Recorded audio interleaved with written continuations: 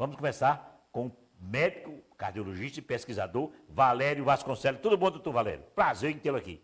Boa noite, padre. Prazer meu. Quero dar uma boa noite especial a todos os telespectadores. Alegria poder estar aqui com o senhor. Tudo bom mesmo? Como é que está a cardiologia hoje? A cardiologia está cada vez mais maravilhosa, né? Cada dia mais a gente tem grandes descobertas, cada dia mais as doenças que no passado eram praticamente se tinha uma sentença de morte no passado, em décadas passadas, hoje em dia a gente tem uma grande sobrevida. Então, eu sempre digo, a doença, quando ela é descoberta precocemente, quando se trata com medicamentos, com tudo que a tecnologia nos traz para a cardiologia, então a gente tem uma grande sobrevida. E isso nos deixa muito felizes, né? Muito felizes, né? Nós, cardiologistas, nós estamos cada vez mais descobrindo, né, novas medicações que prolongam não só a vida, como também dá uma boa qualidade de vida para as pessoas. O senhor é pesquisador na área cardíaca. Isso. O senhor estuda o coração. Isso. Sou pesquisador, publico, a gente trabalha sempre com pesquisas, com descobertas de medicações, de drogas, de tecnologias. A gente ajuda, trabalha para tentar fazer com que a gente descubra precocemente as doenças cardíacas que muitas vezes não dão sintomas. Por exemplo, o senhor que é antenado, fala inglês, outras línguas, estuda, o senhor é pesquisador do ICOR, Instituto do Coração, da USP, São Paulo. Evoluiu muito a demora de morrer de infarto. Hoje morreu um amigo meu, que era prefeito lá do interior, 54 anos, teve um infarto, caiu e morreu. Dá mais difícil morrer hoje de infarto, doutor? Hoje o que é que a gente tem? Que, mais ou menos, metade das pessoas elas não têm sintomas de doenças cardíacas. Então, o que é que muitas vezes acontece? A pessoa acha que por não ter sintomas, às vezes tem pessoas, até atletas mesmo, que dizem, olha, eu não sinto nada, eu corro não sei quantos quilômetros, eu faço isso, eu sou uma pessoa muito ativa fisicamente e não sinto nada. Então, existe um engano, muitas vezes, pelo fato de não sentir nada, achar que não tem nada no coração. Então, é muito importante, muitas vezes, que se faça uma avaliação e exames, até para se descobrir uma doença que muitas vezes está no início, muitas vezes não tem sintoma. Hoje, o grande lastro da doença cardíaca é o quê? É a aterosclerose, que foi descoberta por Da Vinci. Da Vinci? O italiano? Isso. Da Vinci, o que é que ele percebeu? Uma pessoa que tinha 100 anos, ao morrer, sem nenhum sintoma, ele dissecou esse ancião e, ao dissecar, o que é que ele descobriu? Placas de gordura nas artérias. Então, essas placas de gordura, naquela época, ele já descobriu que era a causa da morte daquela pessoa. Então, a gente, o cardiologista, a gente sempre diz que a gente tem a idade dos nossos vasos. Então, os nossos vasos, muitas vezes, ao longo da vida, eles começam a formar placas de gordura e se depositar. E isso não tem sintoma. Normalmente não tem sintoma. A aterosclerose, que é qualquer artéria, pode ser numa artéria do coração, chamada artéria coronária, pode ser numa artéria cerebral, a artéria carótida, pode ser numa artéria renal, no rim, numa artéria da perna. Então, essa placa na de gordura... veia, como o povo chama, na veia. Popularmente, o pessoal dizia, fulano tem uma veia entupida, tinha 3 veias entupidas. Então, esse entupimento na artéria, que acontece ao longo da vida, é o responsável pela grande causa de morte no mundo. Como se prevenir, por exemplo, eu tenho 2 estentes. O doutor Fulvio botou lá em 2 estentes em mim, porque eu passei mal, a mão ficou dormente, o braço dormente, a mão formigando. Cheguei lá imediatamente, ele viu que eu estava precisando de 2 estentes. Mas o meu câmara, que não sente nada, a dona Maria que está em casa, o cidadão, o jovem, não sente nada. Como é que ele deve ver se tem as artérias entupidas? Então, o senhor falou uma coisa que o senhor está naquela metade, mais ou menos, de pessoas que têm um sintoma. Então, eu sempre digo, quem tem um sintoma tem a sorte de poder buscar ajuda. Mas quem não tem o sintoma, como desconfiar de que pode ter uma doença cardíaca? Hoje, o que é que acontece? As pessoas que têm pais, que têm uma hereditariedade muito forte, aquelas pessoas que têm tios, primos, pessoas que tiveram infarto precocemente, essas pessoas devem procurar se cuidar. Hereditário? É hereditário. O entupimento ele tem o componente hereditário e o componente do sexo masculino. Quer dizer, o sexo masculino ele infarta mais do que a mulher. Mas tem mulher infartada aí. Tem mulher infartada. E hoje, cada vez mais, no passado, de cada 10 infartos era uma mulher. Hoje, de cada 10 infartos, são 4 mulheres. Chega na metade? Exatamente. Aumentou o número de mulheres Justamente porque uma das coisas que se admite é o fato da mulher ter sintoma diferente do sintoma do homem. Qual é o sintoma da mulher? O sintoma no homem é esse que o senhor falou, dor no peito, correndo para o braço. A gente chama, na verdade, é uma irradiação, mas assim, popularmente as pessoas dizem, Braço é uma dormente. dor, exato, o E a braço mão- fica e o- pesado, a mão formigando, ou uma dor que vai para o queixo. Muitas vezes a pessoa procura o dentista achando que é um problema odontológico, E vai pro na dente verdade pode ir para a mandíbula.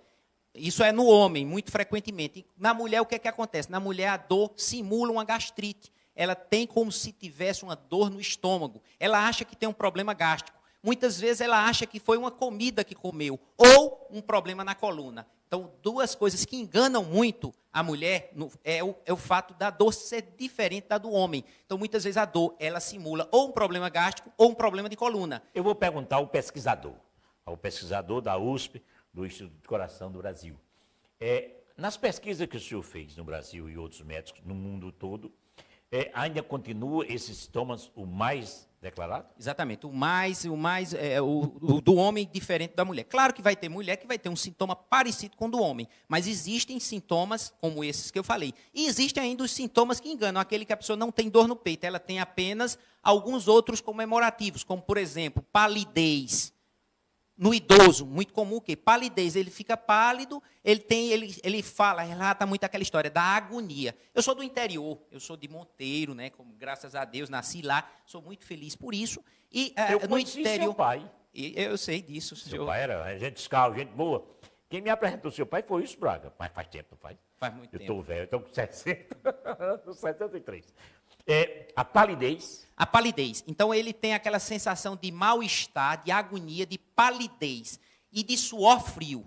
Isso, quando acontece no idoso, você deve suspeitar de que pode ter um problema no coração. Ou também, uma outra coisa, vômitos. Dor abdominal com vômitos, você deve suspeitar, principalmente em idosos e diabéticos. Então, o idoso e o diabético, ele engana muito o sintoma.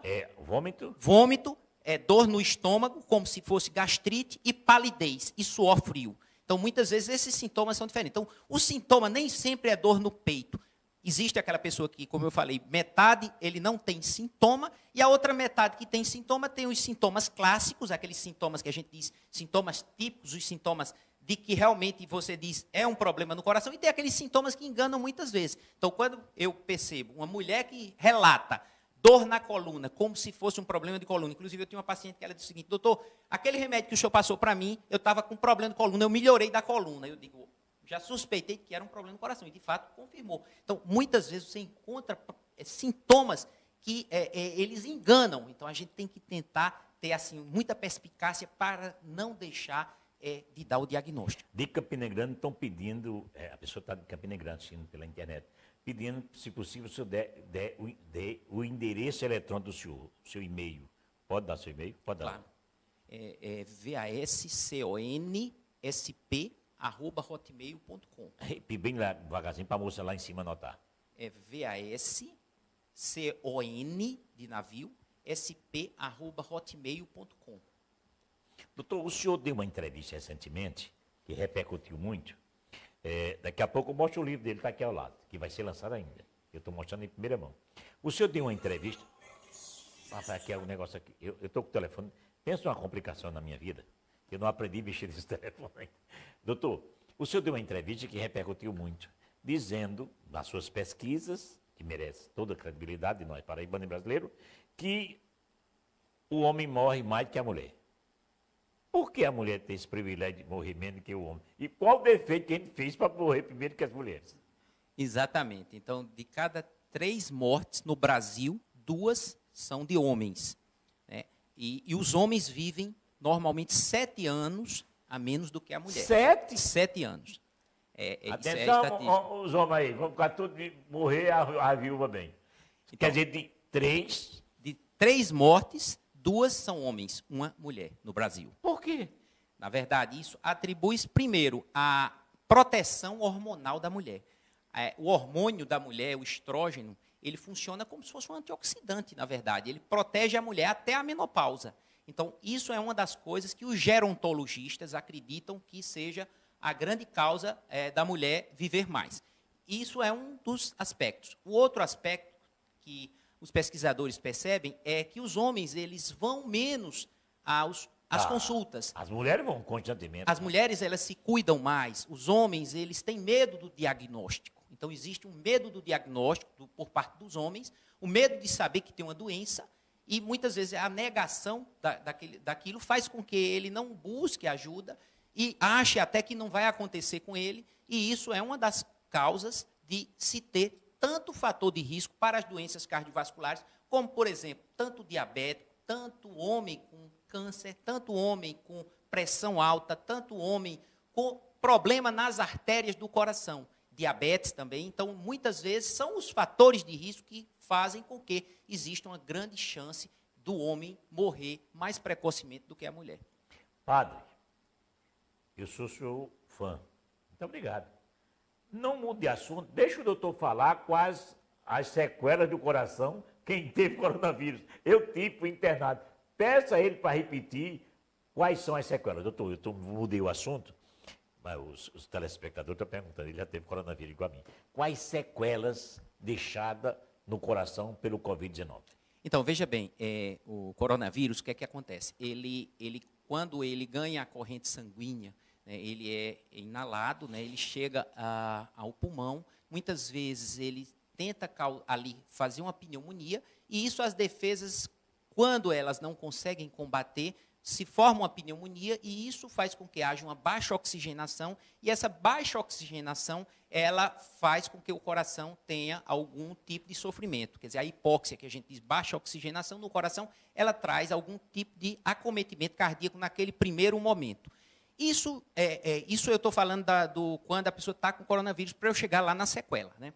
Isso também pode fazer com que, naquele primeiro momento, quando ele está com coronavírus, ele possa ter uma inflamação, na verdade é uma doença infecciosa inflamatória, uma inflamação no músculo cardíaco, chamada miocardite. Então, essa miocardite é responsável por arritmias, e muitas vezes essa arritmia pode ser uma arritmia grave, levando até parada cardíaca. Isso é naquele primeiro momento. É o risco de qualquer pessoa que pega coronavírus. Eu não estou falando da pessoa que já tem a doença cardíaca. Zé Carlos Sombrais, seu Zé Carlos, teve coronavírus, mas morreu do infarto. É decorrência disso? Exatamente. Aí, o que é que acontece? Eu estava falando da pessoa que não tem o problema na artéria do coração. Imagina se a pessoa já teve infarto, ou já tem um stent, ou já tem o coração enfraquecido, ou já fez uma cirurgia, já tem alguma sequela no coração. Às vezes ele já tem um coração que não está no seu pleno funcionamento, e aí ele é acometido. Então, ele tem uma chance maior de ter uma complicação. O que a gente percebeu é que, durante a pandemia, a gente tem estudado muito isso, tem acompanhado muito caso, e o que é que acontece? No começo, normalmente, as pessoas que tinham problema no coração eram as pessoas que realmente tinham as complicações. Hoje, a gente já percebe que as pessoas que não têm tanto problema no coração, muitas vezes as pessoas até não têm problema no coração, mas elas podem ter algum tipo de intercorrência. E aí, o que é que acontece? Nesse primeiro momento, essa pessoa pode ter aquela miocardite, cobre através da sintomatologia, através dos exames, através do acompanhamento do paciente. Você pode descobrir se, durante o período em que a pessoa está com a doença, se ela tem algum tipo de complicação desse tipo. Então, quem tem coronavírus tem que procurar o seu cardiologista. Exatamente. Isso é nesse primeiro momento. Agora, o que é que acontece, o que é que a gente tem visto cada vez mais? É que as pessoas que tiveram coronavírus, que não tiveram nenhum tipo de intercorrência no coração, hoje elas procuram um consultório com queixas como o coração acelerado. É aquela pessoa que diz, olha, doutor, meu coração está muito acelerado. Antes eu andava, até parado mesmo, o coração começa a bater forte, eu sinto o coração batendo aqui no pescoço. Então, ele começa a ter arritmias cardíacas, mesmo que no passado não tenha tido nenhum problema. Pesquisa, né? São pesquisas mais novas, são relatos de casos que a gente vê, são casos que a gente tem acompanhado, tem visto que são justamente as palpitações e a dor no peito e a falta de ar também. Daqui a pouco vai chover de pergunta aqui na televisão, aqui no meu telefone. Eu vou logo perguntando. As pessoas sentindo isso, o que deve fazer?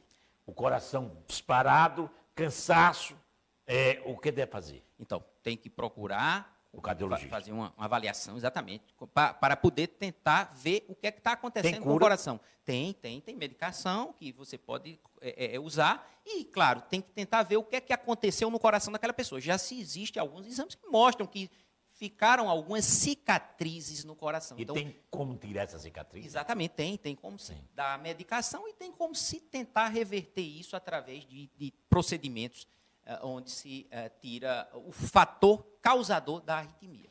Doutor Valério Vasconcelos, que é cardiologista, pesquisador, escritor paraibano. Doutor, o exercício da academia, o andar no prédio, o andar na rua, andar na praia, andar de bicicleta, ainda é o melhor tratamento do coração? O exercício, a gente sempre diz, a gente diz que a gente tem um coração muscular aqui dentro do tórax e tem um coração nas pernas, né? Então, é o coração periférico, é aquele coração que trabalha em harmonia com o nosso coração. Quer dizer, o coração que a gente... A batata da perna. É a batata da perna, como se fala no popular. Essa batata da perna, ela funciona como uma esponja. Então, ela funciona a partir do momento que eu contraio essa batata da perna, que é a panturrilha, né? Então, quando eu contraio através da minha caminhada, ela joga o sangue de volta para o coração. Por isso que é uma circulação, é o sangue que vai e volta. É o sangue que o coração manda e volta para o coração. Quer dizer, isso faz com que a gente diminua os fatores de risco, que são o colesterol elevado, a glicose elevada, o triglicerídeo elevado, a pressão arterial elevada. Quer dizer, essa atividade física ela funciona como um vasodilatador e também melhorando a circulação, fortalecendo o coração e diminuindo a chance de se ter uma doença cardiovascular. Doutor, quais os cuidados que eu possa ter com minha mãe, meu pai já partiu para o andar superior, para as pessoas da minha família de idade, para não morrer do coração, que já tiveram o coronavírus? Então, os cuidados é sempre procurar ver se ela tem algum fator de risco para a doença do coração. Por exemplo, se tem pressão arterial, procurar sempre medir a pressão arterial para ver se ela está normal. Bota aqui. Eu pergunto, quando eu anunciei que o senhor vinha hoje, recebi várias ligações dizendo, eu às vezes esqueço de tomar o remédio da pressão. Se passar um dia, 2 dias sem tomar o remédio da pressão, pode causar algum dano? O que é que acontece? Normalmente a dosagem, a gente sempre diz, quando se toma um medicamento pela manhã, se aquele medicamento tem um tempo de atuação dentro do organismo de 24 horas, ele vai ficar 24 horas. Não quer dizer que ele fique 24 horas, ele fica plenamente 24 horas. Às vezes fica um pouco mais. Mas quando se diz que é uma medicação que se toma todo dia de manhã, deve-se procurar tentar tomar naquele horário. Se por acaso esquecer, ao lembrar, tomar na hora que lembra. Por exemplo, lembrou na hora do almoço que esqueceu, então toma o medicamento. Claro que a proteção é maior quando a pessoa tenta sempre respeitar o mesmo horário. Agora, o que acontece? Tentar tomar o remédio e tentar controlar essa pressão arterial. Isso é uma das coisas que é muito importante, porque a pressão arterial, inclusive, recentemente eu fiz uma entrevista onde eu falava sobre o grande número de crianças hipertensas. Criança com pressão alta. Mas por hoje quê? A gente tem... Já nasce com isso? Não, algumas nascem, poucas, mas uma grande maioria, por conta do consumo de alguns alimentos processados, por conta da obesidade. Antes da mulher ligar para mim para perguntar disso, antes das mulheres ligar para o meu telefone perguntando quais são os remédios que deixam a criança com pressão alta? Alguns remédios, crianças que usam às vezes corticoide em excesso, por exemplo, ela pode ter pressão elevada. Crianças que têm infecção urinária de repetição, elas podem ter a pressão elevada. Algumas crianças com doenças endócrinas, doenças hormonais, doenças neurológicas também. Hoje, a criança, uma das causas, uma criança obesa, ela aumenta 8 vezes a chance de ser... 8 vezes? 8 vezes a criança com obesa. 3, 4, 5, 10 anos. Exatamente. E na década de 70, você tinha 1% das crianças brasileiras, elas eram obesas e hipertensas. Hoje são 17%. 17% das crianças brasileiras, elas têm... Era quantos anos? 1% na década de 70. E hoje é 17%. 17%. Quer dizer, justamente aquela coisa da criança que brincava antigamente, que estava na rua, estava brincando... A criança, doutor Valério, não tinha a agenda que tem hoje. A criança tem uma agenda para estudar inglês, tem a academia, tem a natação, tem os cursos, o menino vive só, parece um governador do estado, com uma agenda desse tamanho. O grande problema hoje é o grande tempo na internet da criança. Jogos também, isso é uma das causas. Então, passa o dia a criança com 3 anos. Isso. Então, ali no computador, isso é uma das coisas. Além do consumo, muitas vezes ela está ali consumindo um alimento que não é o alimento preparado em casa, é aquele alimento industrializado. Então, o consumo excessivo desses alimentos é o grande Os responsável pela McDonald's da obesidade. vida, né? Exatamente, é o fast food, né? Quer dizer, aquela O coisa de menino não excesso quer de mais refrigerante. comer, não, doutor. Eu conheço um menino com 8 anos que toma 1 litro de Coca-Cola por dia, doutor. Pois é, na minha época, refrigerante era um artigo de luxo. Ah, Era bem, coisa, vai, na é. época, ou quando estava doente, É. ou quando tinha uma festa. Então Eu vi- você eu tomava vi- um pouquinho de refrigerante. Eu vim tomar Coca-Cola quando eu morava no seminário. Eu entrei no seminário com 12 anos, com 12, 13 anos. Eu vim tomar Coca-Cola. Lá em casa não tinha Coca-Cola. Parece que o mundo não tinha passado lá em Patos. Eu vim tomar Coca-Cola com 12, 13 anos, quando cheguei no seminário. A Coca-Cola faz mal. Eu conheço uma criança que toma 1 litro de Coca-Cola. O refrigerante, de um modo geral, ele tem um grande problema porque é um excesso de açúcar, né? Então, ali ele não tem nutriente. O refrigerante, de um modo geral, ele não tem nutriente. Não tem nada. Então, ele dá uma certa saciedade, é um sabor maravilhoso, mas não traz o nutriente. Isso é o grande problema dos alimentos processados. Na verdade, são os alimentos saborosos, são aqueles alimentos que têm cores bonitas, são alimentos chamativos, mas que você olha, ele não traz o nutriente necessário para o crescimento e desenvolvimento da criança. Então, hoje, o que é que a gente tem? Crianças obesas, crianças com colesterol elevado, crianças com pressão elevada, e essa criança, quanto mais precocemente ela for detectada com um problema desse, mais precocemente ela será um infartado. Então, é aquele que a gente diz muitas vezes, vai viver muitas vezes menos do que o pai. Esse é o grande problema. Senhoras e senhores, conversando com o médico cardiologista, doutor Valério Vasconcelos. Tá, esse livro, dá um close aqui. Eu gostei da capa. Eu gostei da capa do livro, Paredes Brancas. Isso é um corredor do hospital. Eu sei que é isso quando eu botei meu estento lá no Memorial São Francisco. Doutor, esse livro que o senhor, entre os seus, que fala esse livro? Na verdade, padre, o que acontece? Eu, ao longo da vida, eu procurei escrever livros técnicos. O senhor tem quantos anos de médico? Tenho 26 anos de formado. Já. 26 anos de formado. Então, Um quarto de século. Pois é. Então, eu procurei escrever alguns livros com o pessoal lá em São Paulo, no Instituto do Coração, e aí escrevi livros técnicos, inclusive o livro de eletrocardiografia, hoje um dos mais vendidos do Brasil é nosso.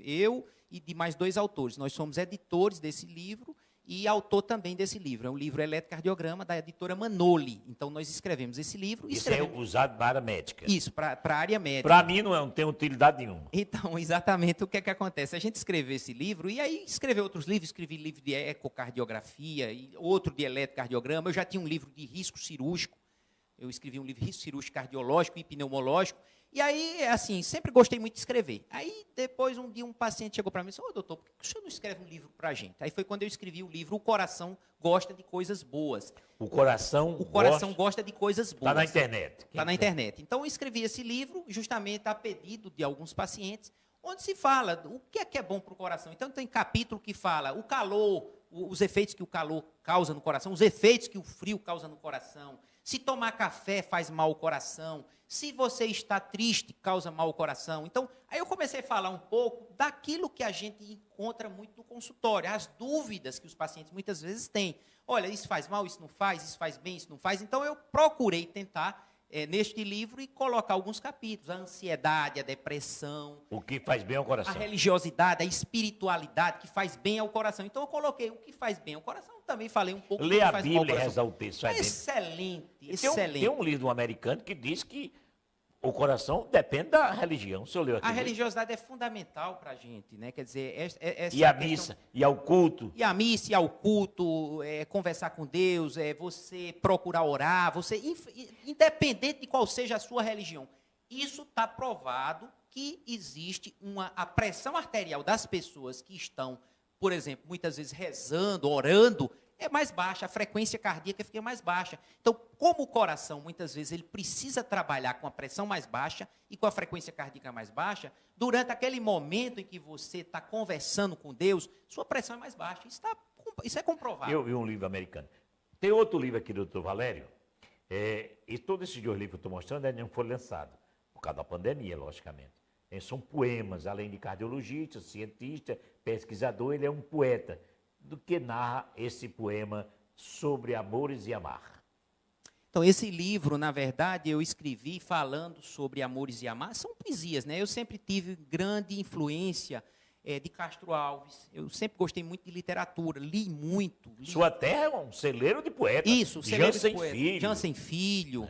Né? Então, eu sempre tive um grande estímulo da minha terra, e também eu procurei sempre ler Castro Alves, Casimiro de Abreu, Fagundes Varela. E aí eu sempre gostei muito da poesia, né? Sempre gostei muito da poesia, e aí comecei a escrever alguma coisa, poesias herméticas, né? Então, poemas que tratam ao longo da minha vida, né? Poemas que eu pensei, escrevi, rascunhei e terminei colocando em prática agora durante a pandemia. Durante a pandemia escrevi esses 2 livros. Eu achei um momento de introspecção, um momento interessante. Escrevi não só o livro de poesias, como também esse romance que trata de um vírus letal que surge na cidade de São Paulo. Na verdade, esse livro, um vírus, surge na cidade de São Paulo e começa a tomar uma proporção, ganha o país, e com isso, na cidade de São Paulo, esse vírus, o prefeito, junto com o governador da cidade de São Paulo, resolvem montar um hospital de campanha. E nesse hospital de campanha, 2 médicos se conhecem, Tiago e Eduarda, e daí se começa o romance, em meio à pandemia. Na verdade, foi uma forma de falar do amor, romancear num momento tão difícil que é esse que nós estamos vivendo. Então, eu tentei, de uma forma onde o amor é o pano de fundo, mas para a gente tentar falar um pouco do que está se passando neste momento atual. O odontólogo Dr. Fernando Torres, que é um assíduo do meu programa, que ele assiste toda noite, ele é a esposa, e eu sou muito grato por isso, Dr. Fernando Torres. Ele faz uma pergunta ao senhor. Padre, por favor, pergunta ao doutor Valério Vasconcelos no caso da perda de olfato e paladar por mais de 1 ano após o Covid. É irreversível?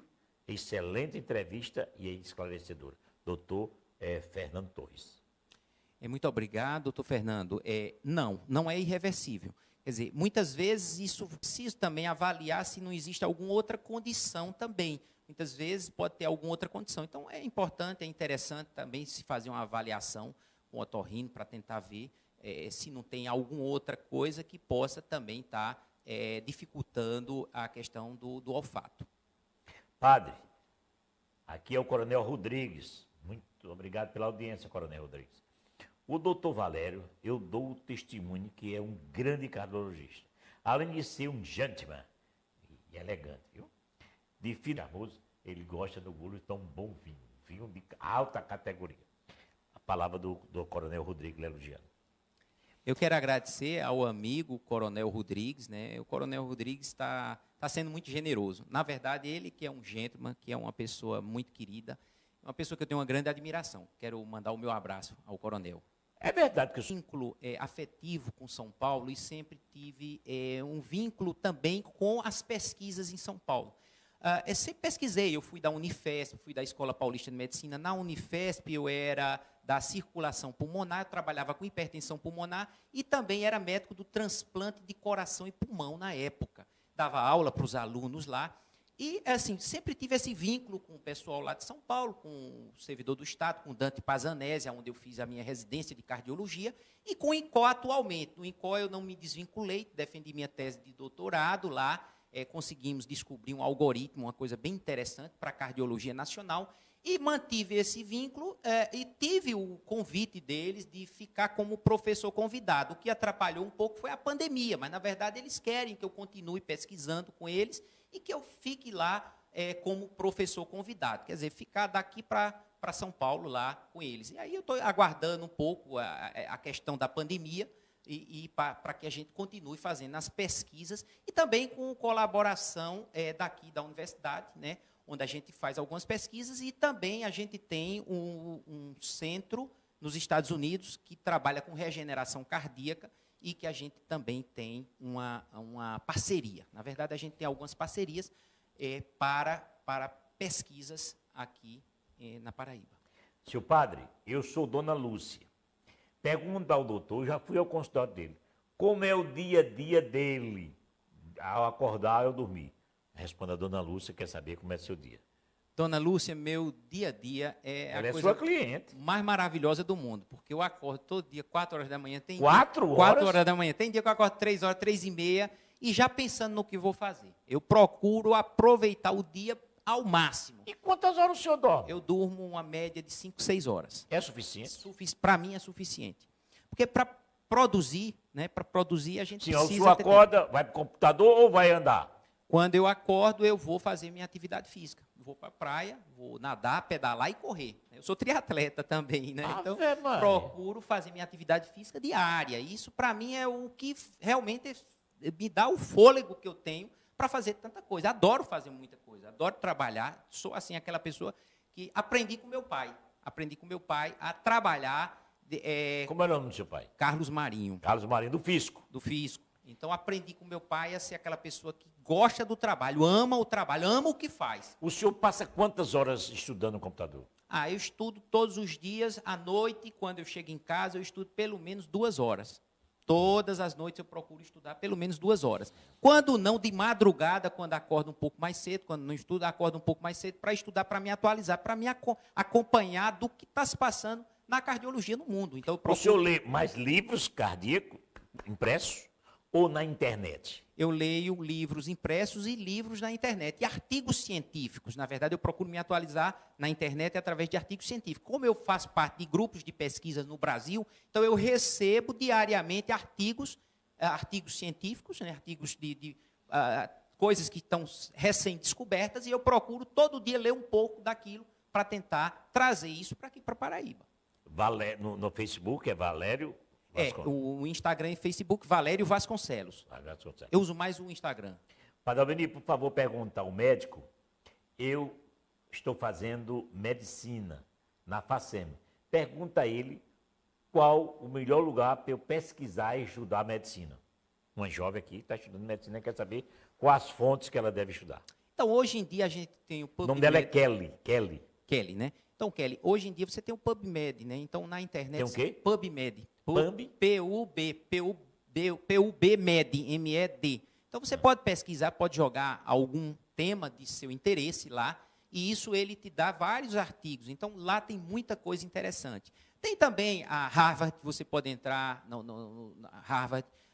Tem o New England Journal of Medicine, que também é muito interessante. É em inglês. Então, tem muita coisa interessante. Tem a Circulation, por exemplo, Cardiologia Circulation, revista muito interessante, a gente pode entrar na internet. Então, mas o PubMed, ele te dá, você pesquisa o tema que você tiver interesse e você joga lá o título do que você quer e ele te dá inúmeros artigos recentes, artigos de 5 anos para cá, o que tem de novidade. Então, tem muita coisa interessante. Padre, pergunta ao doutor que você está entrevistando se ele é cirurgião cardíaco. Não, eu sou cardiologista de formação, cardiologista clínico e, claro, faço a parte de ultrassom do coração, que é o ecocardiograma. Então, na verdade, eu tenho uma formação, eu fiz clínica médica, né? Antes de fazer cardiologia, a gente escolhe se vai fazer clínica ou cirurgia, então eu escolhi clínica médica, você faz normalmente a residência, são 2 anos, então fiz clínica médica. Ao fazer clínica médica, eu escolhi cardiologia, só que antes de fazer cardiologia, eu resolvi fazer UTI, então fiz residência de UTI, fiz lá no Hospital de Base de Brasília, recebi convite para ficar em Brasília, terminei trabalhando lá na UTI da UNB e na UTI do Hospital de Base. Mas aí eu quis ir além, fui para São Paulo, fui para o Dante Pazanese, onde fiz cardiologia, e depois fiz ecocardiografia no Hospital do Servidor do Estado. Ao terminar a ecocardiografia, depois parti para estudar, para fazer meu doutorado, lá na USP, no Instituto do Coração. Depois de tudo isso, o senhor ainda quer estudar mais o quê? Hoje a gente se atualiza muito e hoje eu estou querendo ensinar um pouco lá, né? Quer dizer, como professor convidado, ensinar um pouco daquilo que aprendi e aprender também, porque, na verdade, quando a gente ensina, a gente aprende, né? E eu sempre digo o seguinte, que a gente nunca deixa de estudar. Né? Eu acho que uma das coisas mais gostosas do mundo é o estudo, né? É aprender sempre. Todo dia a gente aprende um pouco mais. E eu tenho visto muito isso com o coronavírus. Que todo dia a gente aprende, todo dia a gente está vendo, todo dia a gente está ouvindo coisa nova. Então, isso é muito bom. Isso torna a vida da gente uma coisa gostosa, prazerosa. Porque é bom a gente acordar e ter um motivo pelo qual está acordado. É bom a gente de manhã tomar café e saber que tem um dia onde a gente pode descobrir coisas novas e trazer. Na verdade, eu acho que o grande segredo da vida é o que é que a gente vai deixar aqui. O que é que, após a passagem, eu deixarei aqui na Terra. né? Qual vai ser minha contribuição? Isso é bem interessante. Ivandro está perguntando, nas suas novas pesquisas, o que o senhor descobriu da sequela da Covid. Que ele, Ivandro, tem muitas coisas que apareceram na vida dele.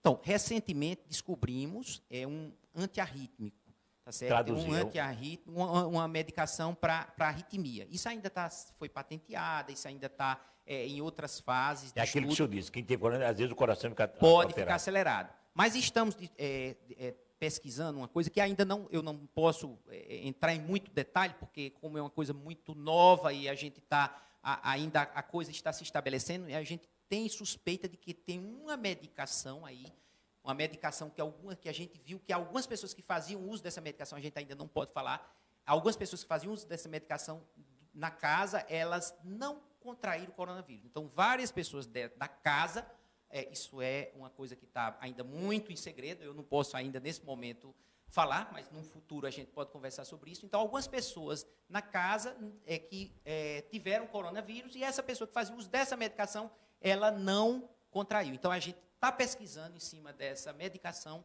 isso possivelmente vai ser promissor, e a gente espera que a gente possa dar uma contribuição para o mundo com relação ao coronavírus. Padre, por favor, não decline meu nome. Pergunta o doutor, não vou dizer seu nome aqui não. Ele disse que depois da coronavírus, o libido dele baixou. Ele está dizendo que o libido, depois do coronavírus. Sexualmente, quem está lutando sexualmente sou ele, ele não vai gostar não. Pode haver, como sou um pesquisador, o libido ser afetado pela coronavírus, doutor? Pode. Até isso? Pode afetar. Pode afetar, inclusive é interessante que se veja, que se faça uma avaliação dos hormônios também, porque, na verdade, ela afeta tudo, né? Ela afeta todo o organismo. Até o sexo? Pode afetar. Pode afetar porque tem que se ver também se não tem a questão hormonal ou não tem alguma doença de base que estava escondida. Então, é interessante se fazer uma avaliação clínica. Procurar quem? Um médico? Procura um clínico para que esse clínico faça uma investigação e se não só tem alguma alteração hormonal ou algum outro problema de base. Mas a doença ela pode trazer esse tipo de complicação. E isso, claro, tem tratamento, mas precisa ser investigado, precisa ser diagnosticado. O que é que está havendo? Se é só apenas pós-Covid ou tem algo por trás que precisa ser descoberto. Padre, eu o conheço. Muito obrigado. Ela não diz o nome dela aqui, não. Eu engravidei na Covid. Já nasceu meu menino. Pode ter futuro ruim para meu filho? Pergunte ao médico aí que você está entrevistando. Não, na verdade, não. Isso é pouco provável, né? Então, é pouco provável. Na verdade, o que a gente fala na sequela na pessoa que contraiu a doença. Mas a questão... Não afeta a criança, não? Não, a criança aí nasceu, está bem, né, pelo que ela está falando. Então, é pouco provável que tenha qualquer tipo de coisa. Senhoras e senhores, programa Bastidores, conversando com um médico cardiologista, Dr. Valério Vasconcelos. Ele é estudioso, escritor. Essa ida do senhor para o ICOR em São Paulo, o senhor fica lá em João Pessoa? Na verdade, eu faço um pouco daquilo que sempre fiz, né? Quer dizer, aquela coisa que você procura, você tem aqui tua terra, né? Mantém o seu consultório vai continuar aberto? Continua aqui, mas aí você vai, a cada período, você se estabelece um período lá, onde você vai ter que estar lá participando de bancas e fazendo pesquisa. Muitas vezes você vai. É muito comum. Eu, normalmente, antes da pandemia, ia uma vez por mês a São Paulo. Então, nessa ida, eu sempre... onde a gente fazia as pesquisas, onde a gente participava das discussões científicas e onde a gente traçava quais eram as nossas metas como pesquisadores. Então, a gente não... Na verdade, isso apenas a gente vai... Isso sempre existiu, apenas vai criar um vínculo mais institucional. Então, na verdade, o convite é mais para que a gente estabeleça esse vínculo, onde se você fique como professor convidado e você fique como um grande colaborador. Até mesmo aqui mesmo, você pode ficar como professor convidado e colaborando daqui. Muitas vezes o pessoal quer parceria, e a gente quer estabelecer parceria, né? Eu acho que é interessante, parceria com grandes centros, parceria com centros cardiológicos, parceria com quem faz pesquisa, isso parceria é bem interessante, como a gente tem parceria com os Estados Unidos também, e outros centros na Europa. Na área de cardiologia, de pesquisador, é essencial a língua inglesa. Fundamental. Eu tive, inclusive, que falar saber 2 línguas, né? Na verdade, o inglês e o francês. Então, a gente, para o doutorado, lá na USP, eles pediam 2 línguas. Então, mas é fundamental, pelo menos para pesquisa, você dominar o inglês principalmente. É fundamental. É fundamental. Todos os artigos científicos que a gente lê, tudo é em inglês. Então, o que tem de novidade, o que surgiu hoje sobre o coronavírus é em inglês. Eu chegar em casa agora, colocar lá vou ver o que é que surgiu de novidade hoje, está em inglês. Então, para acompanhar, para que a gente tenha o que há de mais moderno, o que tem de mais novo, o que surgiu agora há pouco, está em inglês. Então, tem que dominar o inglês. Senhoras e senhores, estamos falando com o médico cardiologista, doutor Valério Vasconcelos. Doutor Valério, tem aqui pergunta, onde é que o senhor atende? O consultório do senhor é aonde? Isso não pode falar, né? Não pode falar, eu sei disso que não pode falar. Mas você entra no Instagram do homem aí, e no e-mail dele, fala com ele. Ele não pode fazer propaganda, porque a medicina não pode fazer propaganda como advogado.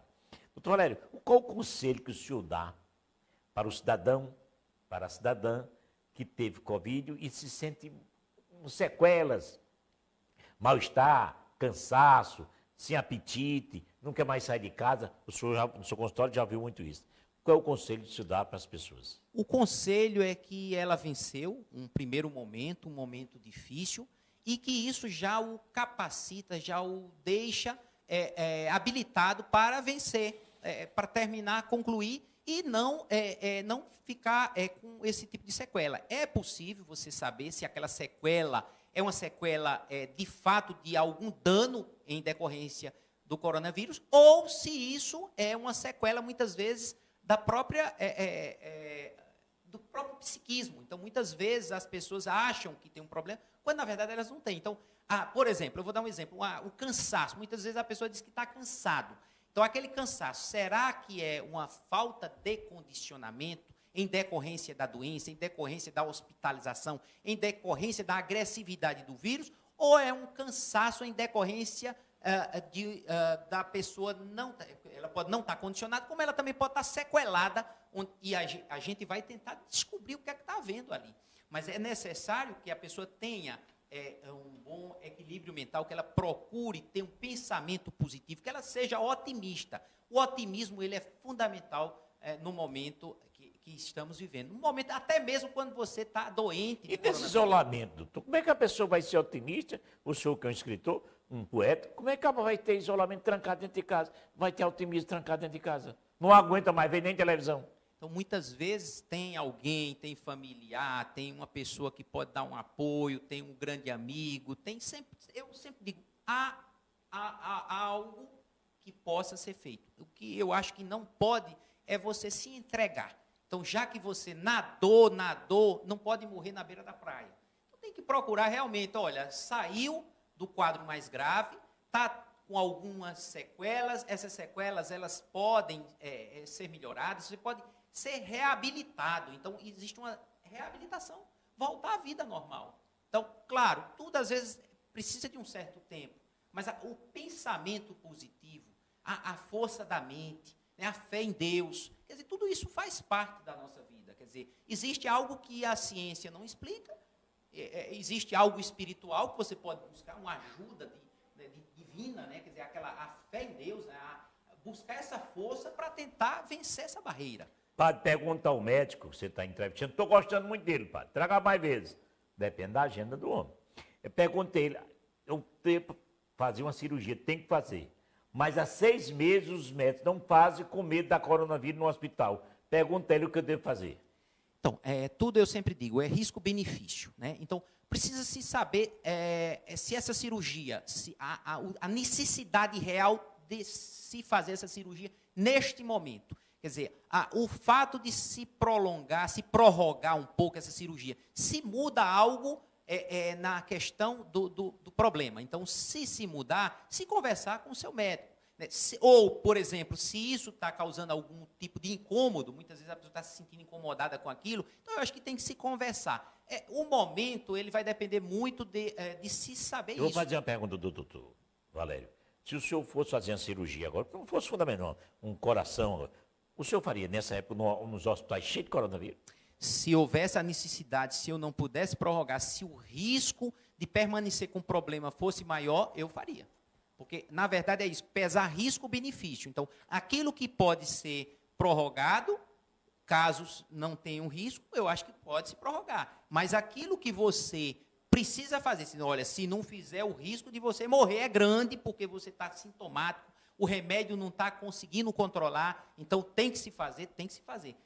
Isso a gente pesa muito, né? Então, agora, é diferente de uma cirurgia que você precise, que você possa esperar um pouco mais. Uma amiga minha foi fazer uma bariátrica e pegou um coronavírus dentro do hospital, e aí? Uma amiga minha foi fazer uma bariátrica do estômago e pegou quase morria, curou-se, tá mais magra, mas quase morria da coronavírus. E aí?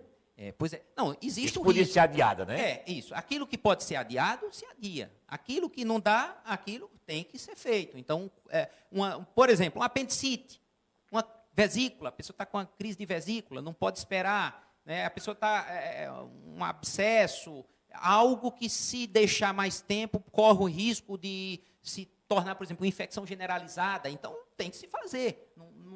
O risco é maior se esperar. Agora, aquilo que você disse, não, está aqui, já faz um tempo que eu tenho isso, eu posso esperar mais um mês ou 2 meses. Enfim, eu acho que é necessário, cada caso, existe cada caso é um caso. Então, precisa se conversar com o médico. O senhor é um pesquisador do coração, dos efeitos do coração. Como o senhor estuda muito, eu vou fazer uma pergunta, meu nome, Padre Albeni. O senhor acha que essa maldita coronavírus acaba quando? Olha, eu acredito que este ano a gente vai ter, com a vacinação, que tem avançado muito, a gente vai respirar um pouco melhor, mas a gente vai entrar o próximo dezembro? ano. Dezembro a gente vai estar bem, eu acredito que a gente vai estar bem mais aliviado, a gente já tem um grande número de vacinação. Carnaval não vai ter? Eu acredito que não. Eu, pesquisador, acredito que não vai ter carnaval. Eu acredito que não. Mas assim, veja bem, isso é um pensamento meu, eu não posso... Né? Eu acredito, por quê? Porque a gente ainda vai estar entrando o ano, ainda muita coisa. Essas variantes estão chegando aí. Exatamente, tem essa conversa das variantes, tem isso ainda torna a coisa meio, ainda uma incógnita. Eu acredito que a gente termina o ano bem. Eu acredito que a gente tem, com a vacinação, tem avançado muito. O prefeito Cícero disse que agora em agosto vacina todo mundo de João Pessoa. Então, exatamente, a vacinação tem avançado muito aqui em João Pessoa. A gente está muito bem na questão da vacina aqui. Então, isso é bom, isso tem dado assim, uma certa esperança, a gente tem esperança. Mas, precisa ainda, precisa ir um pouquinho mais à frente para a gente poder ver como é que vai ficar o cenário. Então, assim, seria assim, dizer que não vai ter, não sei. Eu, pessoalmente, acho que a gente começa bem, mas ainda com um certo cuidado, a gente tem que ter um pouquinho mais de Padre, por favor, perguntar ao seu médico, ele é meu médico, é meu amigo, eu estou com problema cardíaco, é necessário ficar no Brasil ou ele aconselha eu ir para os Estados Unidos? Ele está com problema cardíaco, ele quer, eu acho que é um stent. Eu botei 2 stents quando eu estou fulvio e até hoje estou pulando numa pescação. Eu estou muito bem. É necessário, o Brasil ainda é um país bom para fazer um tratamento de coração? Excelente, excelente. Eu até diria o seguinte, a cardiologia nacional ela é maravilhosa. E eu digo até o seguinte, o primeiro stent do país foi colocado lá no Instituto Dante Pazanese, em São Paulo. Então, assim, hoje nós temos uma cardiologia, nós temos grandes pesquisas sendo realizadas aqui no Brasil. O Brasil sempre participa de grandes pesquisas no mundo todo. Quer dizer, vários centros, o Brasil ele sempre é convidado a participar. Então, nós temos grandes cardiologistas aqui no Brasil, grandes pesquisadores. Então, eu acredito que só se existe um desejo da pessoa, mas não há uma necessidade de sair o que no passado acontecia. No passado, há muitas... que Figueiredo foi fazer um problema de coração lá nos Estados Unidos, lembra? Exatamente, exatamente. Hoje não, hoje a gente tem, quer dizer, a mesma medicação que tem lá fora tem aqui. Quer dizer, o mesmo cardiologista, aquele mesmo médico que fez, muitas vezes, a sua residência lá em São Paulo, lá passou fora do Brasil, ele está aqui no meio da gente. Então, a gente não precisa, eu acredito, nossa cardiologia é uma das cardiologias que ela participa no mundo como uma das melhores do mundo. Doutor Valério, muito obrigado. Quando é o lançamento do livro? Só quando acabar a pandemia, né? Então, padre, esses 2 livros eu queria muito lançar, né? A questão é que, em respeito à pandemia, evitando aglomeração. Então, eu estou esperando que melhore mais, que tenha mais pessoas vacinadas, que as coisas, que os eventos, eles comecem. Então, para que a gente possa fazer isso com mais segurança, e aí eu espero que logo mais a gente possa fazer o lançamento dos 2 livros, né? Paredes Brancas e Sobre Amores e Amar. Muito obrigado pela sua participação no meu programa, muito esclarecedora. Antes de ir para São Paulo, passa aqui para dar uma conversadazinha. Se Deus quiser, eu agradeço o senhor, agradeço a todos os telespectadores, né? Eu gosto muito do senhor como pessoa, tenho uma grande admiração pela pessoa do senhor. Nós nos encontramos lá no Gulliver, quase todas as noites. Tenho uma grande admiração pela pessoa do senhor e também gosto muito de TV, né? Gosto muito de TV, gosto muito daqui da TV Master também. Então, vou falar com o Alex, você tem um programa de coração. Muito obrigado, viu? Eu que agradeço. Boa noite. Todos, olha, vai haver novidade na rádio da TV Master. A TV Master tem novidade. O prefixo da rádio é quanto, meninos? 100 quanto? 104.5. Em breve, novidades na rádio de Alex. No número, o prefixo 104.5. Vai ter novidade na rádio Alex, em breve. A todos nosso muito obrigado e até amanhã, se Deus quiser.